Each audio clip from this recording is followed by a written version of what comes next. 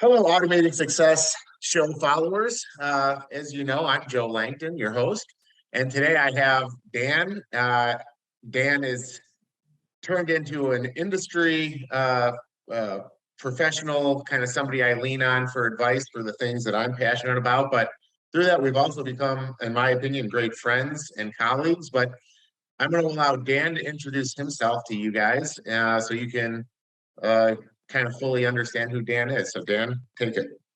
Yeah, thank you, Joe. I'm Dan Mabe with the American Green Zone Alliance, otherwise known as AGSA.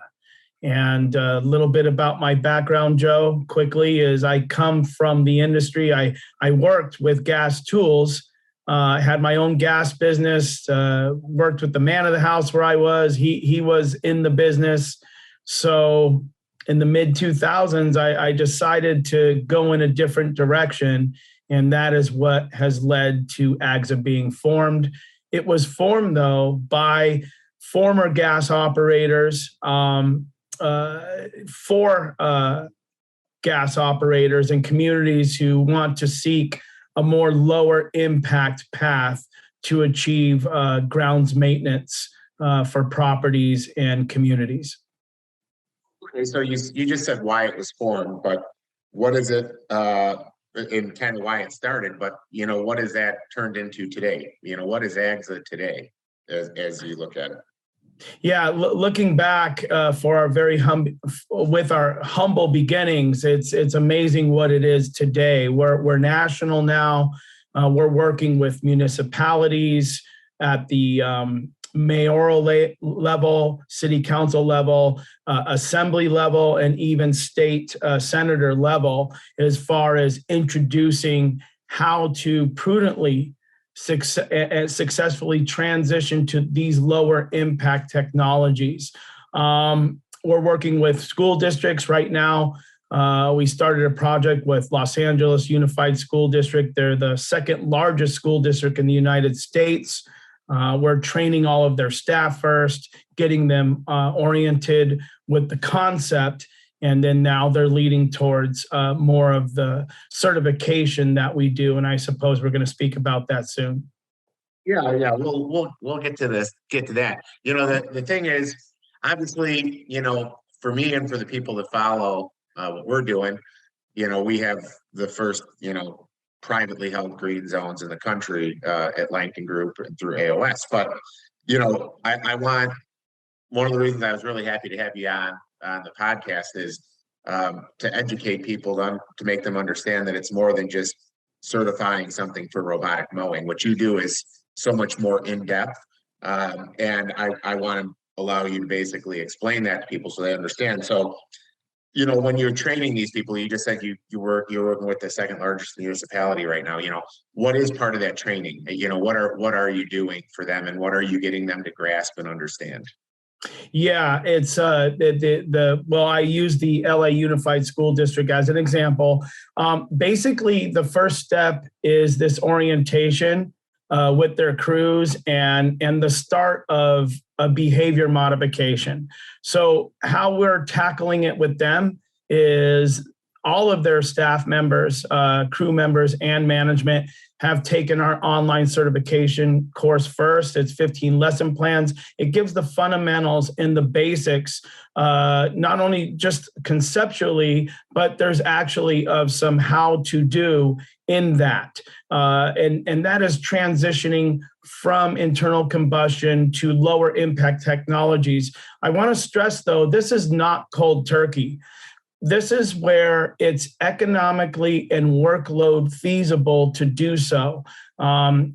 Gas tools are still necessary for various workloads, but we're able to minimize the impacts of operations in these large institutional settings. Following the online certification, we conduct classroom sessions. There's a lot of robust Q&A in these classroom sessions. And then finally, after the classroom sessions, we go out and we do field sessions. And these field sessions include basically workload production verification, if you will. So we will take gas tools out, bring the electric one side by side, and we will time the workload production rate capability. That way it's black and white. There's no gray areas. It's all data and metric driven, not politically driven. And we're really able to get in there and facilitate this change, but we're able to do it again with those metrics, with that data, and where it makes sense to do so. Yeah, so I mean, that's something that I love about your organization is that everything is driven by metrics and results basically. And I do like that, you guys kind of say, okay, this is, when I first met you, you'll give percentages like we're 80% there. Or we can basically use electric hand tools for 7 months out of a operating season, because there is nothing to do with politics and what you're doing. I've always felt like what you're doing is for the industry. But that leads me into my question, why did you start AGSA? We all do things because of a certain passion or gut instinct. So, explain kind of the pivot point in Dan's life where you were doing something different and said, man, the world needs AGSA. Well, thank you. Great question. I think it was when I circled back to this industry, I said, you know what, I really love this industry. When I graduated junior college, I'm going to circle back to it. And I went at it again with gas. And then I realized, wow, there's a lot of complaints, especially about the noise. And then I myself, I was not reacting well as a human being to operating the gas tools, as far as like, whoa, this is a lot of fumes and vibration on the equipment.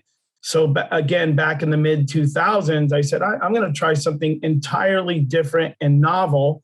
And I researched what gas alternatives were out there, and there was not a lot. Lithium did not exist back then.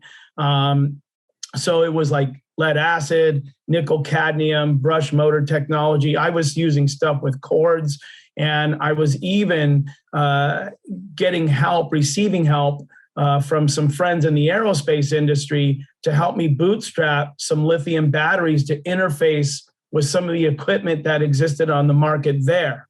So it was really my personal experiences growing up in the industry, kind of being in a way forced into the industry as a worker, and then circling back to it in that experience. And I don't know, it was just an epiphany, and it became then a business proposition.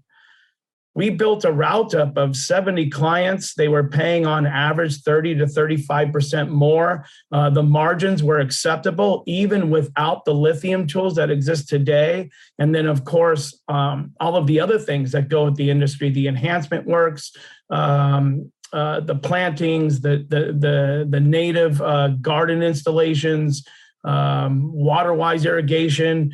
There was a lot of business out there to be had, and still is today. Yeah, and you bring up a great point of the 35% more, because me being private contractor, obviously what I'm trying to do for the industry, but I just try to put out some bids, and I'll keep the people nameless, but they're like, oh, it's electric and it's automated and it should be cheaper. And I kind of like looked at him and said, Tesla, people spend $60,000 on a Tesla that looks like a Ford Focus that was $22,000 with a 4-cylinder engine.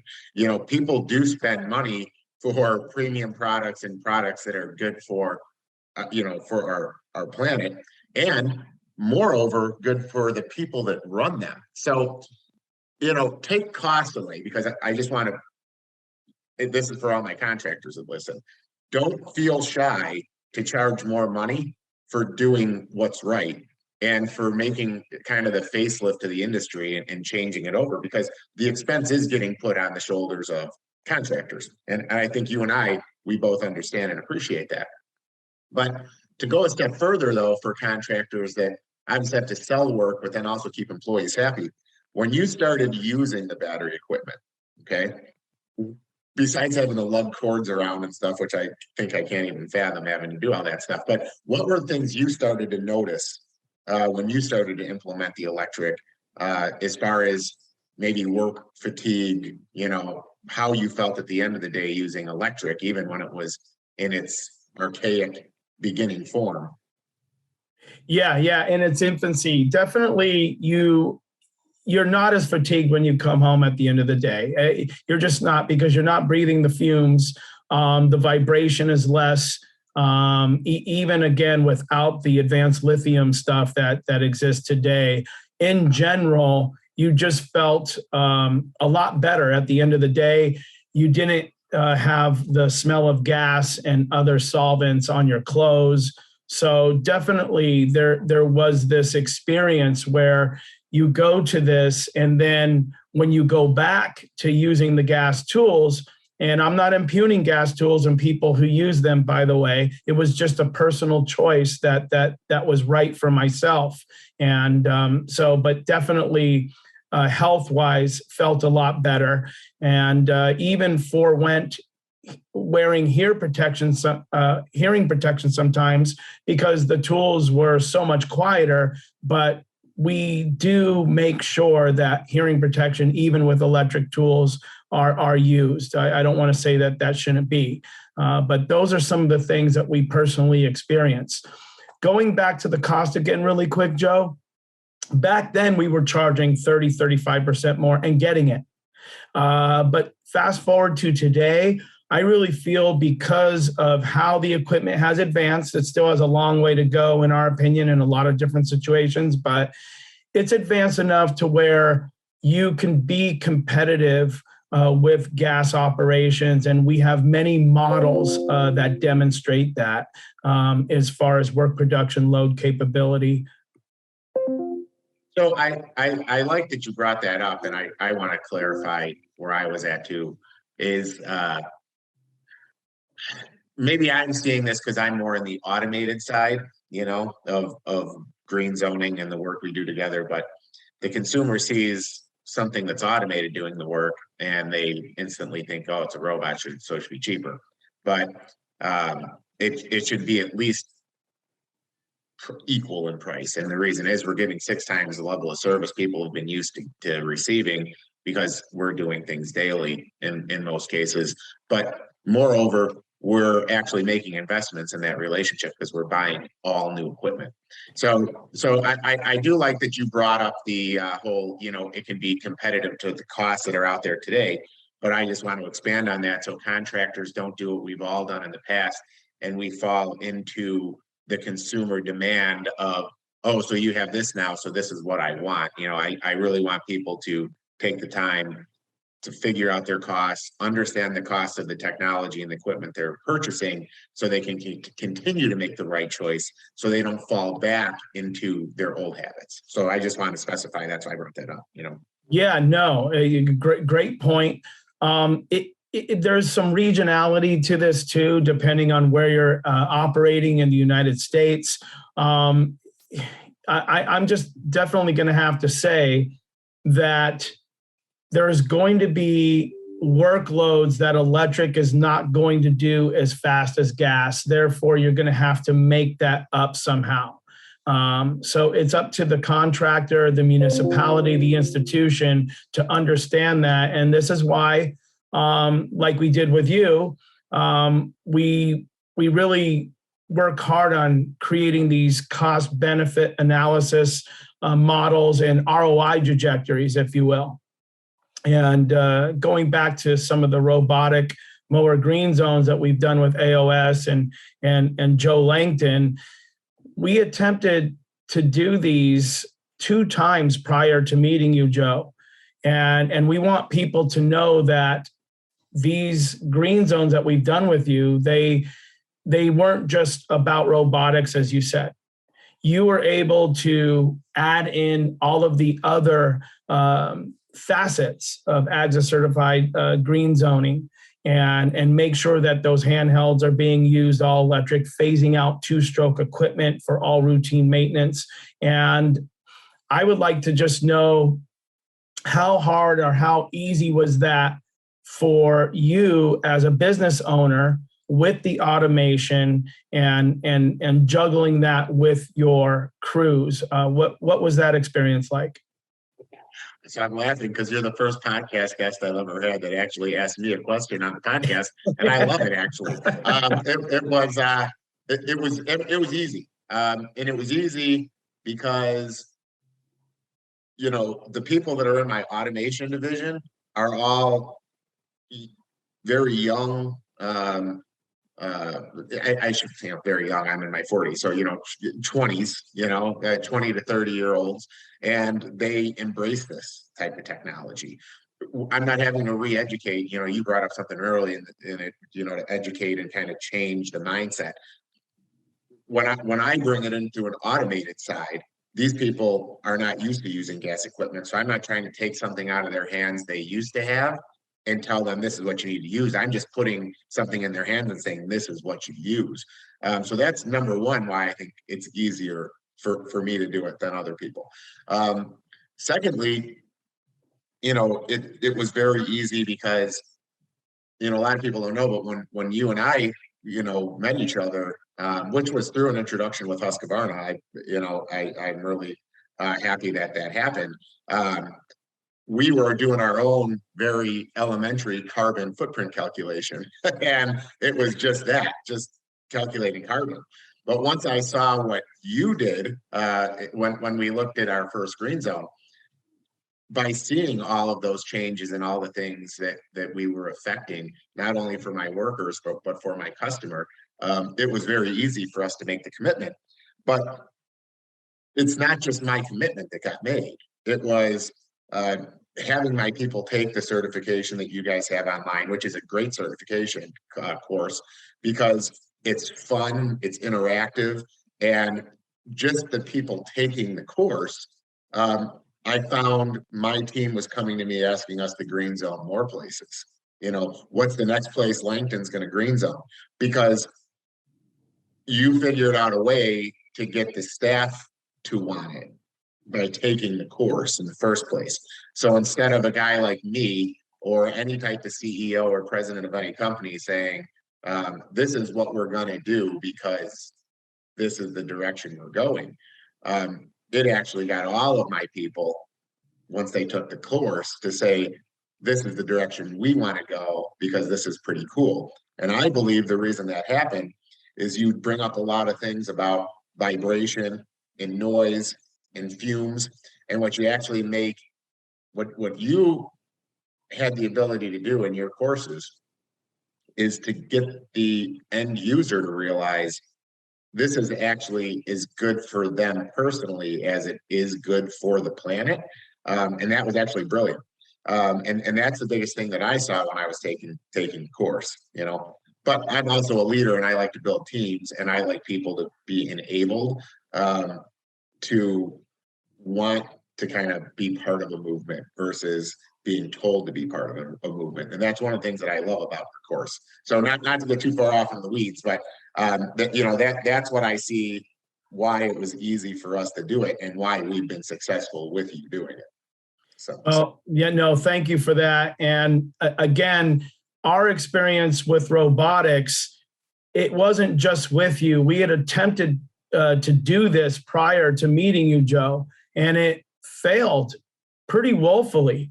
And we understood that with robotics, they can be incredibly successful with the projects we've done with you, but you have to have knowledgeable people who know how to do this and then actually want it to succeed and are willing to basically educate themselves with the technology holistically, like you guys have done at AOS, and ensure that when we put our stamp of approval on it, we can sleep well at night, knowing that those green zones are fully intact. And then when we do the ELF reporting, that those reductions in impacts that are published on your behalf by AGSA independently, those are going to have teeth and have meaning. Yeah, well, so this is a perfect segue to get into, what type of reports or what type of metrics are actually analyzed and published when we do these green zones. And then you can go into also what an ELF report is, because you just brought up the ELF report too. So however you want to answer, if you want to start with the ELF report and go to the green zone metrics, or however you want to do that.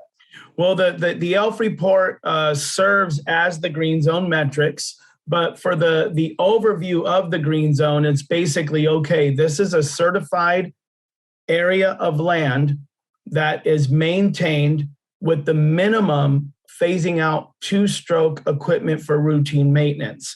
But the majority of the green zones have cut out four-stroke and two-stroke use for routine maintenance.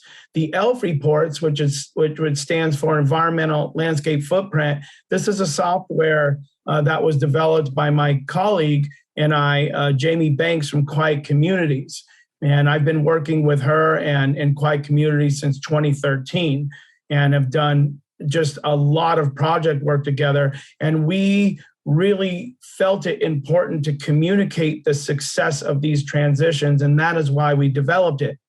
Some of the things that it's going to measure reductions in is going to be CO2, criteria pollution, ozone, smog forming pollution, hydrocarbons, noise profile, and then also solid and toxic waste measurements as far as maintaining small gas engines cradle to grave.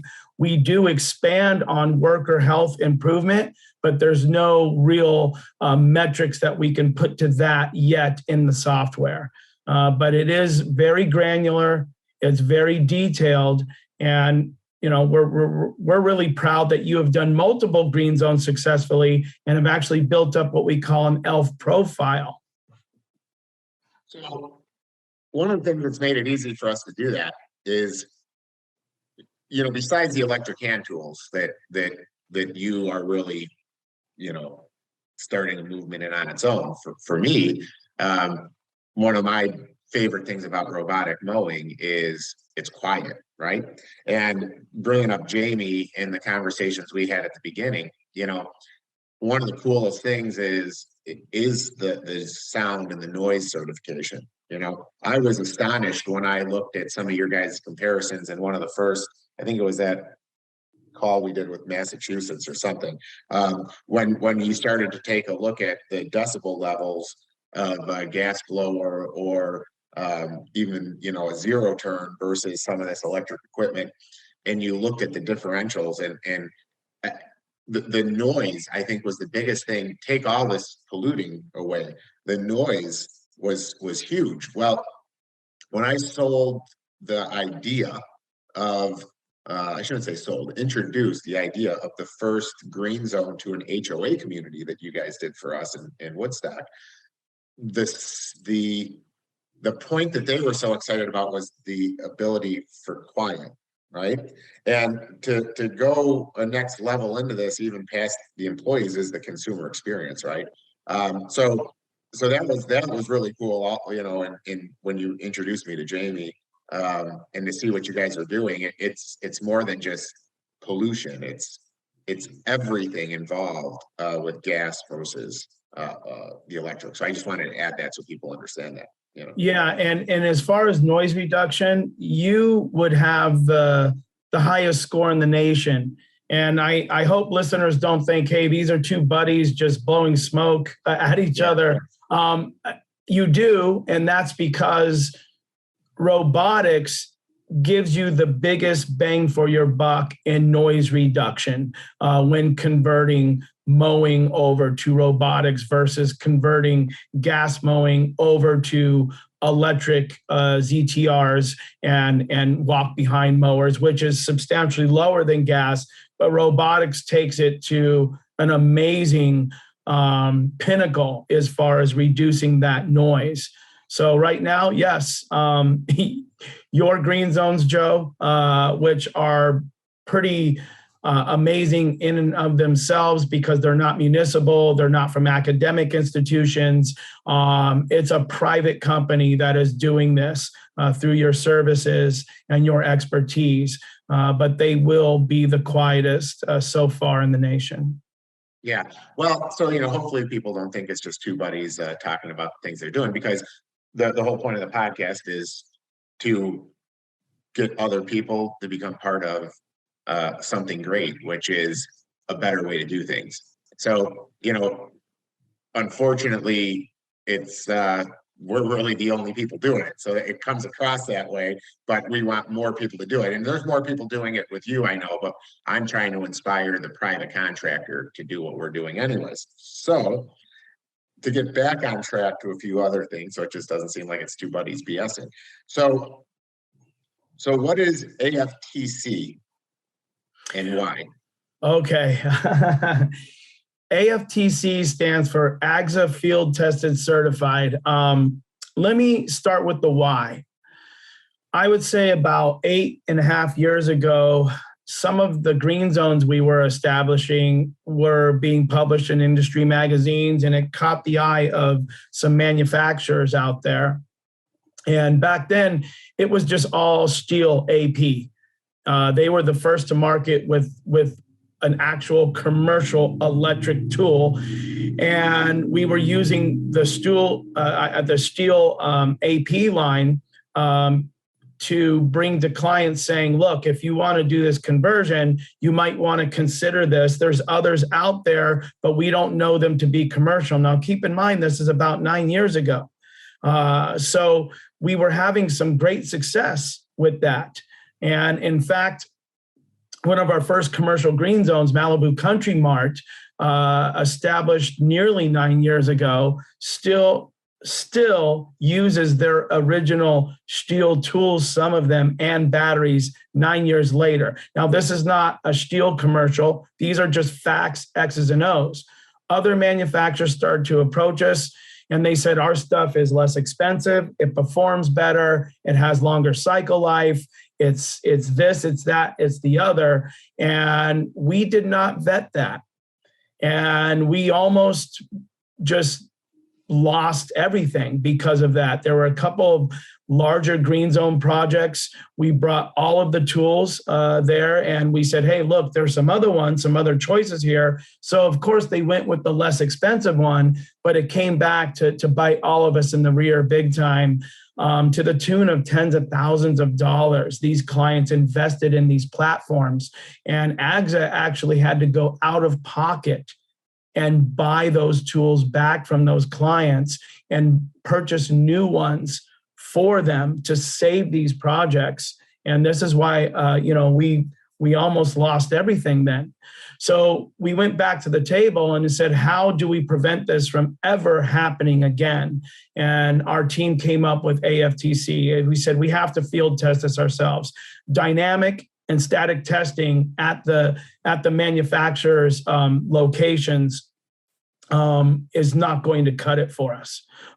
They can be UL certified. They can have all of the little things they need to get it on the shelves in the stores. But no, from that experience, we're going to field test it for a minimum of 300 field hours. We're going to put it in high heat conditions. We're headquartered in Southern California. We're a couple hours away from the Mojave Desert, some of the hottest conditions in the world. We're going to torture test it in the heat. We're going to go back east to all of in the Midwest, and test it in the cold.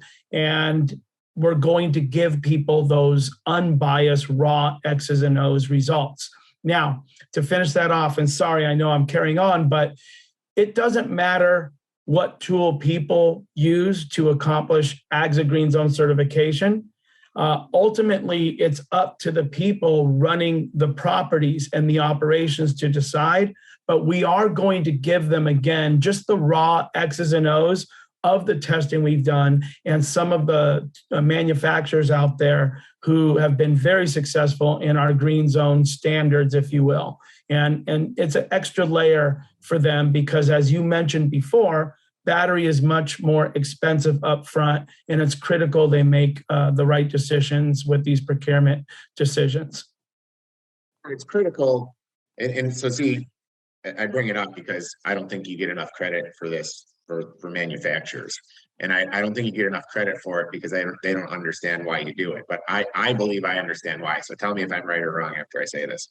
So in my opinion, if I were you, the reason you have to be right about this is you're partnering with end users and contractors. And if you get them to make a commitment to change, the easiest thing that'll make them back out of their commitment is tool failure. Okay. And if you can't vet this and can't vet the recommendations you make for the people that are looking to you as their mentor in electric, right? Because that's really what you've positioned yourself as. Then what's going to happen is they're going to say, hey, all the work we did, that was all fine and great, but I'm going back to gas until the battery's right, until the electric equipment is right, you know? So for any manufacturer out there that's listening, like, you really need to value the position that he's in, because he is not, you know, Dan is just looking for the best tools to recommend so that the people stay committed to the end result.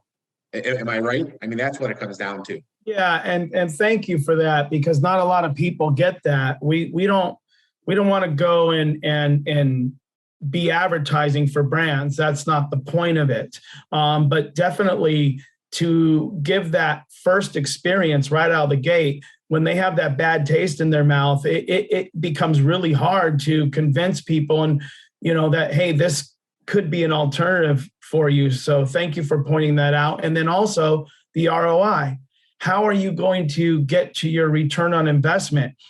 Of course, we want the worker health benefit, the community health and quality of life benefits of what we're doing. And but we also know that this is a business. And in order for things to go well, it has to be people, planet, and profit. How do we get to that profit? Well, you're going to have to purchase quality tool platforms that have the best chance of helping you get your return on investment. And then even beyond that, go into the gravy period and help your margins actually improve in situations with maintenance. Yeah. So in all that, I'm glad you expanded on that, because it's just important for people to know that, you know, the word profit is not like a bad word. You know, it's okay to want to make a profit in this industry. And, you know, tools that don't work, tools that don't last, that sucks out the profit for anybody, you know. So, you know, for me, you know, I think it was an easier transition because, you know, for Husqvarna, they're just pretty fortunate that I love using their robots and they have battery equipment. So I just kind of fell into that equipment, and that's what I'm using, you know. And Husqvarna does have a great warranty on their equipment. But I would say from my end, and I'm sure you could expand on this a little bit, you know, it's like, A, it has to perform.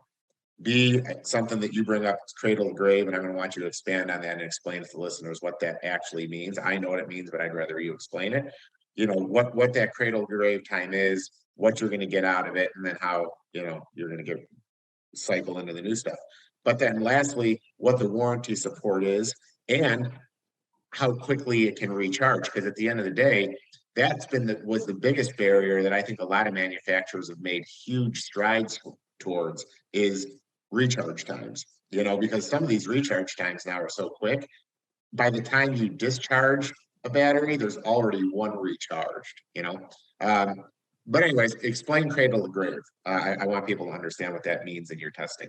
Yeah, and so people, when a battery is born, it's born, and it's kind of on a clock, if you will, like we are. Think of it as a human. We are born into the world, and then we go through different stages of maturation, and eventually our time is up, and that's it. So once we're born, the clock is ticking, and then we go all the way through. It's the same with batteries. When they're born and put together, the clock is ticking. And then there's going to be these different variables of exposure and cycling and the way it's used and temperatures that could either maximize that cradle to grave cycle life potential or actually make it shorter. But it is on its life cycle time schedule, if you will, once it's manufactured. It can just sit there. Let's just say you manufacture a battery and you just let it sit for 10, 20, 30 years. Eventually, it's just, if it's not used, it's going to have an end of its cycle life. So that is what I mean by cradle to grave cycle life. And then how, again, the intensity of use, the temperatures it's exposed to, is it dropped? And then what kind of quality is it? All of the battery management systems that are in these batteries, that's when you go to the manufacturers. What kind of quality are those?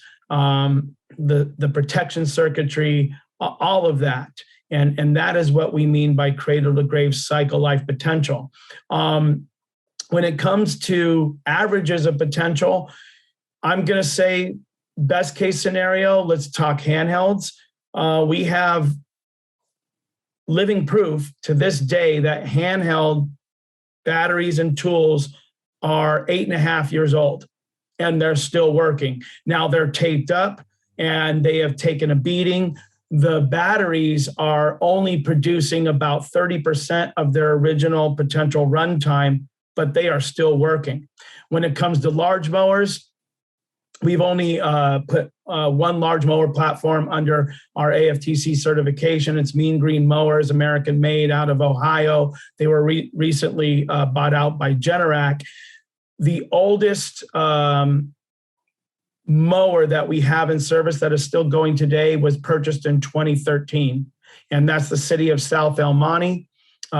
People could get in touch with Alex over there, and he will tell you from his own mouth and own words that that mower has been working and cycling since 2013, and they've only lost around 15 to 20% of its original runtime for that one.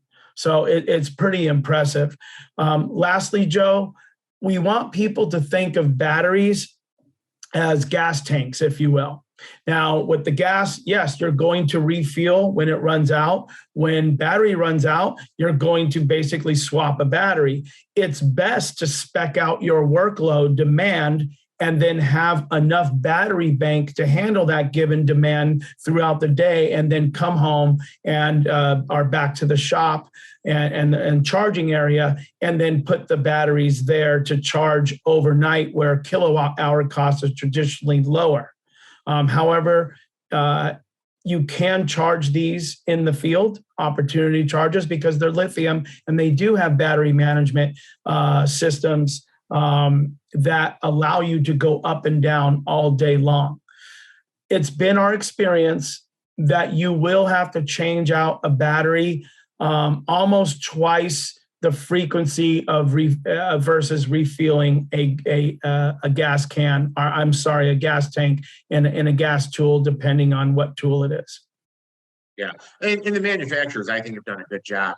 Making the belts for the batteries now, so you're walking with them. I mean, looking in my perspective as a commercial landscaper, it's crazy. Like, it's crazy all the objections and the things people say about battery, but they don't actually look at the crazy things that workers do for gas. So, for instance, like, I pulled up on job sites and I'll see out of the back of one, and I shouldn't even admit this, but I had it corrected. It was a corrective measure, but seeing like looks like blue Kool-Aid in a water bottle, and I know what that is. It's gasoline in a water bottle, and I'm like, hey, what's going on? And they're like, oh, yeah, it's my two-stroke. I don't want to walk back to the trailer when I need to fill up the line trimmer, and then I'm like, okay, this is crazy. It's not an approved tank.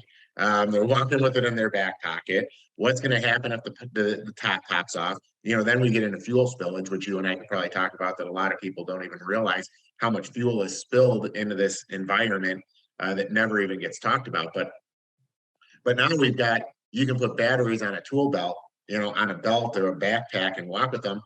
And then I have people, when I say they're going to do that, they're like, what happens if that battery catches on fire? Blah, blah, blah, blah. And I'm like, it's not getting charged. You're just walking with it. That's likely not going to happen, and nothing's going to spill out of the battery. It's just crazy. Like the objections people try to make to use the new stuff, when the things that they're already using, they're doing in such an unsafe manner. Do you run into that when you're training these people? Sure, absolutely. And we embrace and understand that these are legitimate questions and concerns people have. And we just basically give them examples and the statistics. Historically, so far, battery powered equipment for the outdoor power equipment, our maintenance industry is very safe. Is it perfect? No. Have there been some things that, we encourage people to really do their research before they purchase anything. When you do this, please look for recalls. And it could be recalls on even homeowner stuff that was sold out of Lowe's, for example, or the big box stores or whatever. They're very responsible. They jump right on it. But you have to go farther than that and see where the tool is manufactured, who is manufacturing that tool that is hitting our shelves. And the information is there. They do a really good job bearing it. But overall, I would say battery is still statistically a lot more safer than their gas counterparts. And then again, we are not so much trying to convince people. We're just showing them that this different path does exist. And here are the benefits of that path. And should you choose to take it, and we recommend at least a basic fundamental level of training and certification to ensure that they are going to be successful. So where do you see AGSA going? What are your dreams and aspirations for AGSA in this growing, evolving industry? Yeah, Joe, we just really want people to understand that we come from the gas industry, and we understand that there's a demand for change right now in this country. There's a lot of people that have just had it with the noise. There's equity issues, and this has become pretty front and center. As we know, there's gas leaf blower bans, over 200 and counting throughout the United States, up in Canada, in Europe.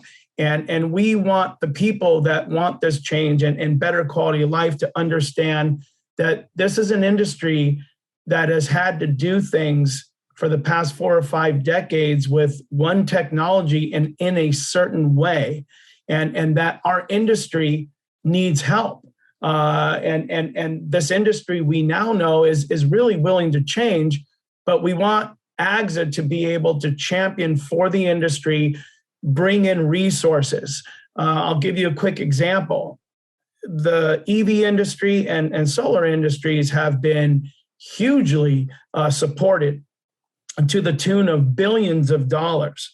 We are out there on the front lines meeting with very high level politicians and local level politicians and agencies saying, look, our industry needs this too. And more so than a lot of other industries that are now kind of on autopilot, if you will. So AGSA, where I see it going, is to continue to champion for the everyday person who does this work for a living, for the business owners that are being asked to change, to help them do this transition more seamlessly and profitably, and then definitely going to try to bring resources towards our industry like others are receiving to help the change that people want to see. Well said. So what do you say to the people that think it's going to be too much trouble or don't want to get involved? What do you think they're missing out on, for their workers or for future expansion of their own companies? So, such a great question. Well, they're missing out on a business opportunity, in our opinion, because if you can somehow transition even a part of your maintenance to offer lower impact options, we all know once you get those accounts, then again, the other things become available, the enhancement work, and all of the other things that go with just maintaining an account. So you're missing out on a possible business opportunity, and you run the risk of really falling behind. We encourage everybody do some basic research and understand that this is now becoming prolific, and the more it expands, the more people are going to want this. And we want to ensure that everybody, you want to get rid of any kind of stubbornness. And it doesn't mean you have to go cold turkey today, but at least look into it and dabble in it and see what you can do with it. So Dan, how much is it to get somebody or a company green zone? Your online course is great. It's really easy. So when you talk about dabbling into it, why don't you tell the listeners how to get started right away? Well, we have, thank you for that, Joe. We have institutional green zoning where we contract with municipalities and counties and even state level contracts where we conduct all of our training, help them test tools, try before you buy and educate the crews. It's all inclusive. But for smaller companies, you can basically just do this for $149. You can go to sustainablelandcare.org. And as an individual, you can take the online course. Smaller companies are coming to us. They have like 6 to 18 employees. We package a Service Pro certification for them where they will be able to have access to the online course. We follow up with live sessions remotely or in person, and then we help facilitate them trying different tool platforms. We will give them a listing on the AGSA website once we vet them and ensure that they're able to offer the services that are equal to the standard that we expect. And that runs anywhere from $1,000 to $2,500, depending on the size of the company. It's very reasonable. So, I mean, I'm going to go ahead and challenge any person that listens to this show that is a professional end user like myself, and just sign up and take the course for yourself. I think the minute you take the course for yourself, you will actually realize that you should be signing up key members of your staff. These are people that are speaking to your clients. They, in my opinion, they should get the certification. And then, maintenance team leads or directors of, for me, it's director of maintenance, director of construction, but have some of these people on, because you'll see how passionate they quickly get. And for my company, it was a great exercise. When I took the course, first, my team was super excited and impressed that I took the course with them. It caused a lot of camaraderie, and people felt like, wow, this is really a team effort. But the course in itself got people inspired. If somebody that's a leader and has to inspire teams all the time, honestly, Dan, you guys took a lot of the inspiration work out of it just by the way you do the certification. So seriously, that certification test is worth every penny of the $149. And then something I wanted to bring up real quick, because we're getting ready to close, but you brought up all the enhancements that you can get when you do these. And I want to take a chance to have you say it so they hear it right out of your mouth. When you do a green zone, you're green zoning the maintenance, correct? So contractors don't have to worry about, well, now how am I going to do the enhancements, because now this is a green zone site. Explain really how that works for them. If they're doing mulch, they can still be using a skid steer, right? Yes, they can. The green zones are for routine maintenance, the mowing, the blowing, the edging, the hedge trimming, and it's for it's for all of those workloads that do produce the most impacts on an account. The seasonal workloads that you just mentioned, also aeration, dethatching, really heavy tree work, those are workloads that are seasonal, and it's not workload feasible yet with a lot of the electrics to do this. But we have successfully added replacing utility vehicles from gas to electric, and have seen the ELF report and the green zone scores really become much higher in terms of CO2 reduction and even noise reduction there. But just, I like your point, it's for routine maintenance, but it does have teeth because the routine maintenance does make up for most of the impacts on an account.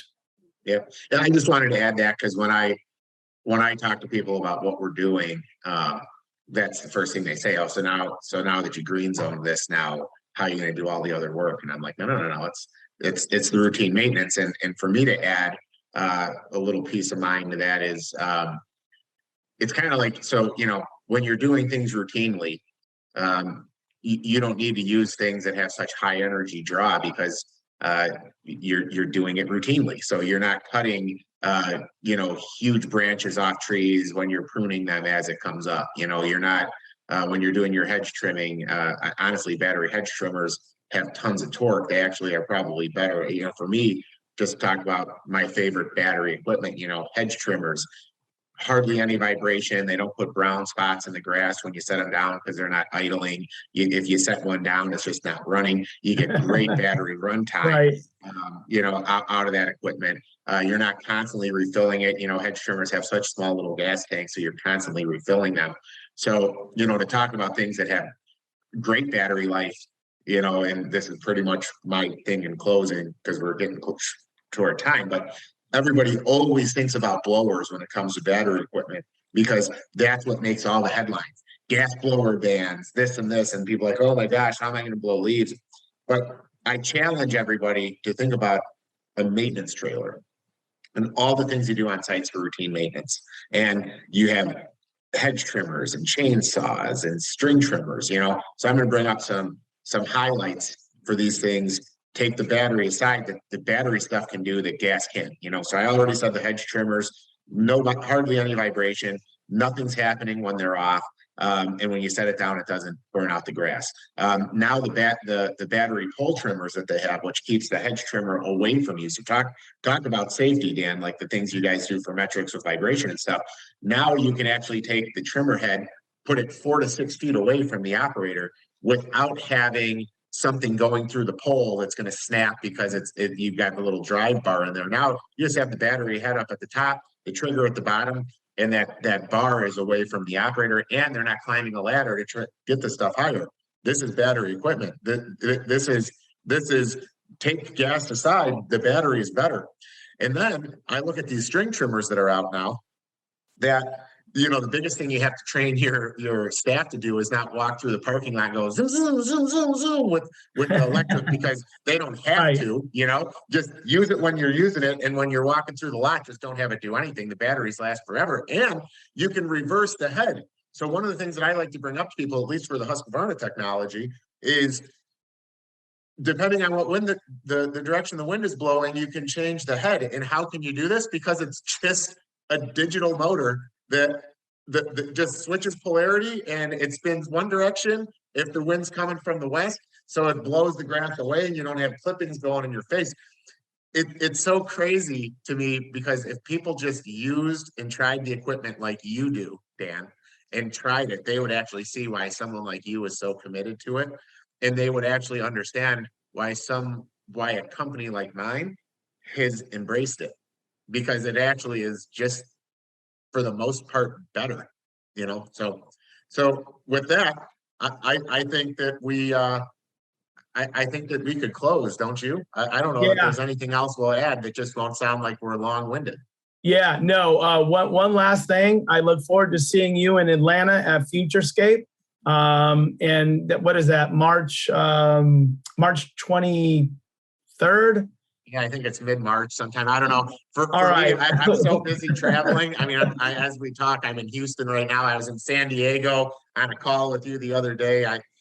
I literally like my Google Calendar just tells me you have to be here in 2 days, but anyways, yeah, Yep. I think it's mid-March. Yeah. Yep. Well, absolutely. I'm with you, Joe. I'm doing 3 states next week on a 3-state leg.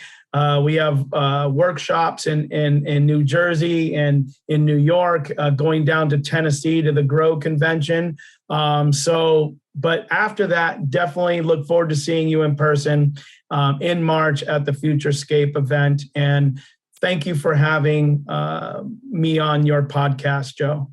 Yeah, I appreciate it. I hope it was a good value to everybody else, and hopefully you enjoyed it as much as I did, Dan, as I did, always. buddy. All right. So, Be well, all Joe. right. Yeah, you also. Talk to you soon. Take care. Bye-bye.